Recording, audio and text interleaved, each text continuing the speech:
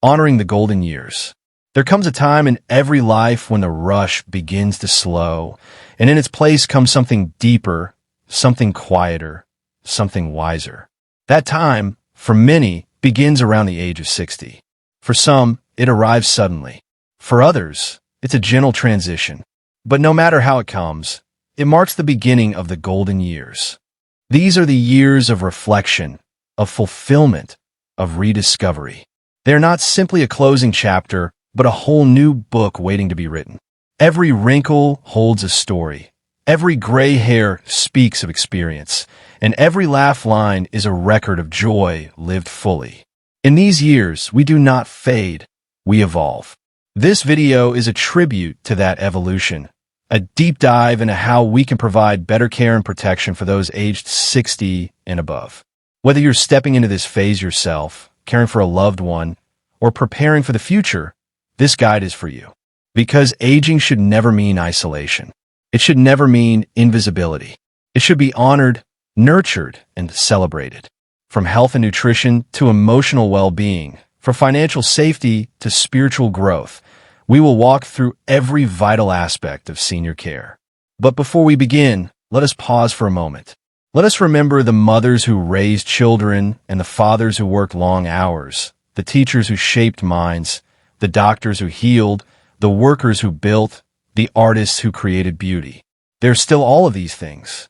They do not become less simply because the world chooses to look past them. In fact, they become more courageous for having weathered storms, more compassionate for having seen life in its rawest form, more insightful because they have lived through decades of change. This is our chance to return the love, to return the care, to ensure no one feels left behind. The world is aging, and in that truth lies a tremendous opportunity to build a society where aging is not feared, but embraced, where elder care is not a burden, but a blessing, where every 60-year-old knows they still matter deeply and profoundly. So, join us in this journey. Let us explore what it truly means to honor the golden years, not just with words, but with actions, not just with care, but with dignity. This is more than a guide. It is a movement, because aging is not the end. It's the beginning of a whole new kind of life. Part 2. Physical health and medical care. As the body ages, it requires a different kind of attention, gentle, consistent, and informed. For those over 60, physical health is not about chasing youth, but preserving mobility, comfort, and independence. It's about quality of life. Let's start with the foundation: regular health checkups. Annual visits to a trusted physician become more important than ever. Blood pressure, blood sugar, cholesterol, bone density, and thyroid levels should be monitored regularly. Preventive care is the best defense against chronic disease. Next, we turn to the reality of medications. Many seniors take multiple prescriptions, sometimes leading to dangerous interactions. This is called polypharmacy. To avoid this, maintain an updated list of all medications. Use a pill organizer.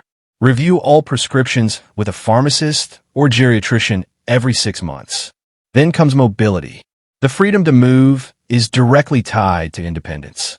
Simple daily activities like walking, stretching, or gentle yoga can make a world of difference. Physical therapy can help rebuild strength after injury, while devices like walkers or canes should be embraced, not avoided. Don't forget joint health. Osteoarthritis is common, but manageable. Warm baths, light exercise, and proper footwear help reduce stiffness. Supplements like glucosamine may offer relief, but always consult a doctor before use. We often overlook sleep, but seniors need good sleep just like anyone else. Insomnia, restless legs, or frequent urination can interrupt restful nights. Addressing sleep environments with blackout curtains, supportive mattresses, and limiting screen time can be powerful. Vaccinations are another layer of protection. Seniors should receive flu shots annually and one-time vaccines for shingles, pneumonia, and tetanus boosters. These are not optional. They are life-saving. Equally important are dental, vision, and hearing checks. Poor dental hygiene can lead to heart disease. Uncorrected vision and hearing loss can lead to isolation and depression. Semi-annual checkups, affordable devices, and early intervention can preserve these vital senses. Let's talk about pain. Chronic pain should never be ignored or endured in silence. Seniors often minimize their pain, not wanting to bother anyone. But untreated pain limits mobility, increases depression, and reduces life quality. Gentle treatments such as massage, physical therapy, acupuncture, or low-dose medications can help. Hydration and temperature regulation are often overlooked. Older adults are more prone to dehydration and heat stroke. Reminders to drink water and access to fans or heating are simple but critical solutions. In many cases, a caregiver becomes an essential partner. This could be a family member, professional nurse, or community health worker. The role of the caregiver is to support, not replace, independence. Compassion, respect, and communication are the cornerstones of that relationship. Last but not least, end-of-life healthcare planning. It is not morbid, it is wise. Advanced directives, choosing a healthcare proxy, and discussing future medical decisions allow seniors to retain control and dignity, even when they can no longer speak for themselves. Because true physical care is not just about extending life. It is about enriching it, about allowing elders to live these years with energy, with dignity, and with freedom. Health is not a luxury. It is a right, and for those over 60, it should be fiercely protected. The table of life, nourishment after 60. When we were young, food was a race, a blur between bites. Fast, loud, forgettable. But now, in these golden years, food becomes something else entirely. It becomes memory. It becomes medicine. It becomes love. There's an old woman named Amina who lives in a quiet village near the hills. She's 74. Every morning, she lights a small clay stove and prepares her breakfast. Not because she's hungry, but because it's a ritual, a form of self-respect, a way of saying, I still matter. Her plate is simple, soft-boiled eggs, a slice of brown bread, and warm tea with cardamom. She eats slowly, smiling with each bite as birds flutter outside her window. What Amina doesn't know is that she's giving her body everything it needs to thrive. The power of balance. You see, after 60, the body becomes like an old, trusted garden. It still grows, still breathes, still blossoms, but it needs gentle tending. More protein for strength, more fiber for movement, more healthy fats for memory, more vitamins to keep the bones and heart strong. Amina doesn't count calories. She doesn't own a diet chart, but she knows how her body feels after fresh vegetables, whole grains, or a bowl of yogurt sprinkled with seeds. That's wisdom, the kind no app can teach. The body remembers kindness, especially the kind that comes from your own kitchen. Water. The forgotten blessing. Amina always keeps a copper jug by her bedside. Not because she read it in a health book, but because her mother used to do the same. She sips water in the morning, again at noon, and a little in the evening.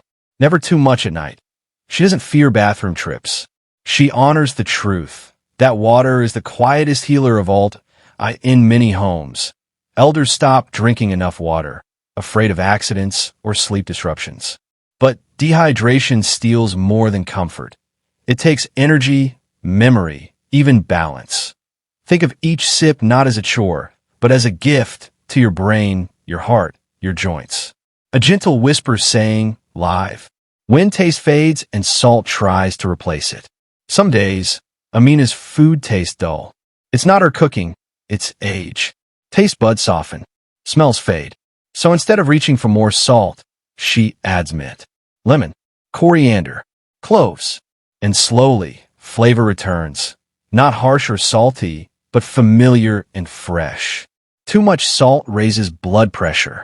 Sugar steals strength. Fried food clogs more than arteries. It clogs clarity. But cutting out everything only leads to sadness. So instead, we adjust. We ease into better choices. 1 teaspoon at a time. Making food possible, even when cooking isn't. Amina has arthritis now. Some days, her hands hurt too much to cut vegetables. But she isn't ashamed. Her granddaughter comes every Sunday, chops carrots, onions, greens, and stores them in clear jars. 1 hour of prep brings 7 days of dignity. For those without help, there are meal programs, neighbors, and temples offering healthy food. Because nourishment is a right, not a luxury. What if you don't feel like eating? Loneliness can steal appetite faster than illness. And Amina knows this. On quiet days, she eats while listening to the radio. On better days, she invites a neighbor and shares pickle and bread over soft laughter. She eats small portions, often, and always something warm, because warm food feels like being hugged from the inside. We don't just feed the body, we feed the soul. And the soul, especially in old age, is hungry for warmth, attention, and care. The wisdom of herbs and the need for help. There was a time when Amina needed no help remembering what to eat. But recently, her doctor suggested vitamin D and B12 supplements. Her bones ached. Her energy faded. She didn't resist. She simply nodded, added the little bottles to her cupboard, and took them every morning with tea. Because asking for help is not weakness. It's wisdom. The old recipes still matter. Every Saturday, Amina makes dal, the same way her mother taught her, but with less salt and a little olive oil.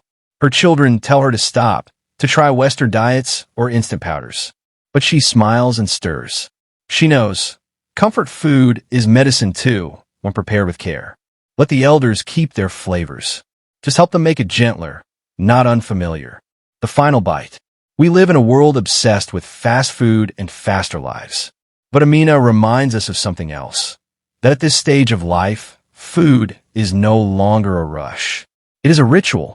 It is a way to say, I still care about myself. I still deserve good things. I still belong. So eat slowly. Drink gratefully. Share joyfully. After 60, every bite is not just fuel. It's an act of survival, of celebration, of love. Part 4. The Mind's Garden, Nurturing Mental Wellness After 60. Our minds are like old books. Worn at the edges, pages faded in places, but filled with wisdom no one else has. But even the most treasured books need care, or they gather dust. There's an old man named Yusef who lives alone in a quiet corner of the city. He used to be a teacher, known for his sharp wit and endless stories. But after his wife passed, the laughter in his house softened. The rooms grew quieter. The calendar pages turned, but inside, time slowed down. Every morning, Yusef walks to the park with a notebook and pen. Not because he has anyone to write to, but because writing reminds him he still exists. That, right there, is the heart of mental wellness. Feeling seen, even by yourself. Grief is a companion, not a stranger. After 60, loss is no longer a rare visitor. It's a quiet neighbor. Spouses pass. Friends fade. Children move away. And with every goodbye, the heart grows a little heavier. But grief is not something to conquer. It's something to carry, like Yusef does in his notebook. Some days, he writes her name. Some days, he writes about the birds. Some days, he writes nothing at all. And that's okay. The mind doesn't need to be fixed. It needs to be felt. It needs space to breathe, to cry, to remember. Routine, the anchor in chaos. Yusef follows a simple routine. Wake up, stretch, tea at 8, journal at 9, walk at 10. And though the days are quiet, he never feels lost. Because structure grounds the mind. It gives the day a beginning, and more importantly, a purpose. For elders, especially those living alone, routine becomes a silent form of therapy. A calendar can feel like company.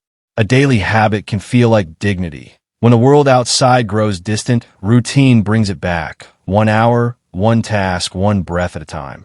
The power of talking, even when no one's around. Some days, Yusef talks to his late wife's photograph. Not out of delusion, but devotion. It comforts him. It clears his thoughts. Studies show that speaking your feelings aloud, even to an empty room, can ease anxiety and confusion. Better still is finding someone who listens. A neighbor, a volunteer, a counselor, or even a friendly voice on the phone. Because mental pain, like physical pain, becomes heavier when ignored. Keeping the mind active isn't just a pastime, it's protection. Yusef plays chess with a young boy from the neighborhood. They don't talk much, but every move on the board sparks something in his mind. Strategy, memory, focus. It's not just a game. It's mental exercise. After 60, the brain needs stimulation like the body needs movement. Reading, puzzles, music, painting. Even watching a nature documentary can keep neurons dancing. The brain may age, but its hunger for wonder never dies. The fog of loneliness and how to clear it. Loneliness is not the absence of people. It's the absence of connection. Yusef has family, but they live far away. They call once a week. He appreciates it, but he craves more. So he joined a storytelling circle at the local library. Every Thursday, he shares stories from his youth. And in those moments, he feels heard again. Not pitted, not managed, just heard. That is the medicine many elders need. Not pills, not pity, but presence. Knowing when to ask for help. Yusef is wise, but even he has days when darkness creeps in. He forgets things. He feels worthless. The shadows grow longer. Instead of hiding it, he tells his doctor.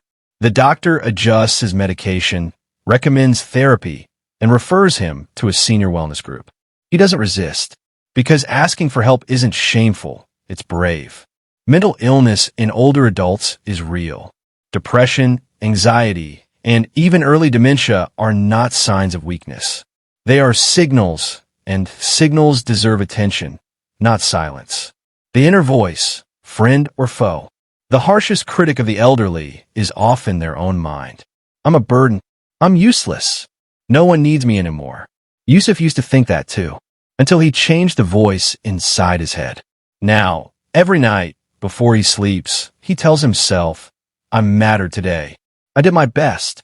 I'm still me. You are not the version of yourself others remember. You are the version of yourself you choose to believe in today. Closing thought. The mind is a lantern. The mind after 60 is not a dimming candle. It's a lantern.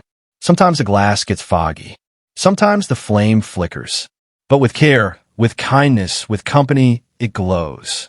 Yusef is not just surviving. He's still becoming, still learning, still shining, in his own quiet way. So speak gently to your mind. Feed it stories. Protect it with routine. Brighten it with connection. After all, the heart may beat in the chest, but the soul lives in the mind. Part 5.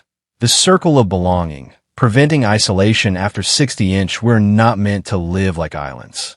No matter our age, we are meant for circles, for hands to hold, voices to hear, laughter to share. Loneliness may be quiet, but its ache is loud. There's a woman named Banu who lives at the edge of the city. Her house is neat. Her clothes are always pressed, and her manners impeccable. From the outside, it looks like she's doing fine. But inside, the silence is heavy. Her children live abroad. Her neighbors have moved. Her husband passed 5 winters ago. The TV runs all day, not for entertainment, but to fill the air. Then one day, something changes. Her doorbell rings. A group of college students are visiting elders as part of a university program. She invites them in, nervously at first, then joyfully. She serves tea. They listen. She speaks, and something stirs back to life. Isolation doesn't always look like emptiness. You could be surrounded by people and still feel alone, or live alone and feel deeply connected. The key lies in meaningful interaction, conversations that matter, moments that include, and faces that recognize your worth. Banu had spent years hiding her loneliness behind polite smiles. But one afternoon of conversation reminded her she still mattered to someone. Community, the medicine that costs nothing.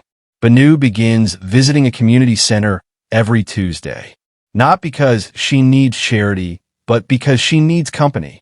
There, she plays Ludo with other elders, attends poetry readings, shares recipes, and helps organize a weekly lunch. She isn't just a participant. She becomes a piece of the puzzle, a thread in the fabric. After 60, people don't need to be fixed. They need to feel woven back into the world. Technology, the new window to the world. At first, Banu feared smartphones. But one of the students gifted her a simple device, taught her how to use video calls and WhatsApp. Now, Every Sunday, she sees her grandchildren's faces on screen. She sends voice notes, emojis, and the smile that returns to her face. It's brighter than any app. Technology, when introduced with patience, can shrink distances and restore belonging. It's not about going viral. It's about going visible. Role and purpose, the anchors of identity. Isolation grows when people feel useless. Banu, once a homemaker and caregiver, felt forgotten. But the community center made her the tea coordinator for weekly gatherings. It was a small role, but it gave her structure, pride, and a sense of being needed. After 60, titles like retired, widow, or old can feel like endings. But giving new roles, mentor, teacher, organizer, friend, creates new beginnings. Getting out, even just a little, changes everything. Every morning, Banu now takes a 10-minute walk around the block. Not because she has to, but because every neighbor's smile feels like a hello to her soul. Human contact doesn't always need deep conversation. A wave, a nod, a shared laugh over the newspaper. They're small bricks that rebuild connection, one moment at a time. Isolation is not just the absence of people. It's the absence of being seen. And sometimes one smile is all it takes to say you still belong. Volunteering, healing by helping. Banu now volunteers twice a month at a nearby school, helping young girls learn sewing. It's not just skill sharing, it's soul sharing. She teaches with grace. The girls listen with awe. And in those quiet exchanges, her days bloom again with purpose. Because helping others reconnects us to ourselves. Barriers to connection are real, but not impossible. Let's be honest. Not all elders can walk freely. Some are homebound. Some feel ashamed of hearing loss, memory slips, or physical frailty. But even then, connection is possible through phone circles organized by local groups, religious gatherings streamed online, letter writing projects between youth and elders, one kind neighbor who checks in weekly. Loneliness doesn't end with crowds. It ends with intentional contact, even if it's just one warm voice a day. Closing thought, belonging is a lifeline. Banu is no longer invisible. Not because the world suddenly changed, but because she let it back in. And more importantly, because the world let her in, too. We don't outgrow the need to matter. We don't age out of the desire to connect. Even in the quietest years, the heart still whispers, "Don't forget me. Include me. Love me." So let's do more than care for our elders. Let's reweave them into our circles. Let's listen. Let's visit. Let's call. Let's sit beside them. Not because they're old, but because they're still wonderfully, beautifully here. Final thoughts. Growing older is not the end. It's the beginning of something sacred. Growing old is not a decline. It's a climb to higher wisdom, deeper stillness, and quieter power. Every wrinkle tells a story. Every gray hair is a crown earned through years of love, labor, and letting go. Imagine an old tree. Its roots run deep through storms and seasons. Its bark bears the scars of time. Its branches no longer reach as far, but they still give shade. Its fruits may be fewer, but oh, how sweet they are. This is what life after 60 looks like, when care and protection are given with dignity. Care is not charity, it's respect. To care for our elders is not to pity them or place them in silence. It is to honor them, to make sure they are warm, well-fed, heard, safe, and cherished. Not because they ask for it, but because they deserve it. You don't wait until a house is crumbling to protect it. You preserve it because it holds history. And our elders, they are walking libraries, time travelers, keepers of traditions, languages, prayers, and recipes that the future desperately needs. Protection is more than health, it's wholeness. Protecting someone over 60 means more than pills and checkups. It means listening to them when they speak, sitting with them even when they are silent, encouraging them to move, laugh, and dream again, giving them something to look forward to, making sure they are part of the conversation, not just part of the furniture. They don't want to feel kept alive. They want to feel fully alive. They still have chapters to write. Just because someone has crossed 60 doesn't mean they've crossed the finish line. They still fall in love, make friends, Discover new hobbies. Dance to old music. Cry at movies. Laugh until they can't breathe. Learn how to use a smartphone, and yes, still feel lonely, still feel useful, still feel young inside. So, give them the pen. Let them write more. Let them be more than a final prayer for every elder watching or listening. May your days be soft. May your body feel light. May your memories be warm. May your pain be few. May your mind stay clear. May your heart never feel forgotten, and may you always, always know you are still needed. You are still precious. You are still loved. We care for you not because you are weak, but because you are strong. Because you carried us when we couldn't walk, and now we walk beside you with gratitude in every step.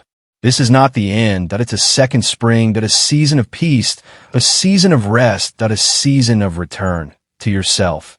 Now tell your story that we are listening, that we are here, and we won't let go.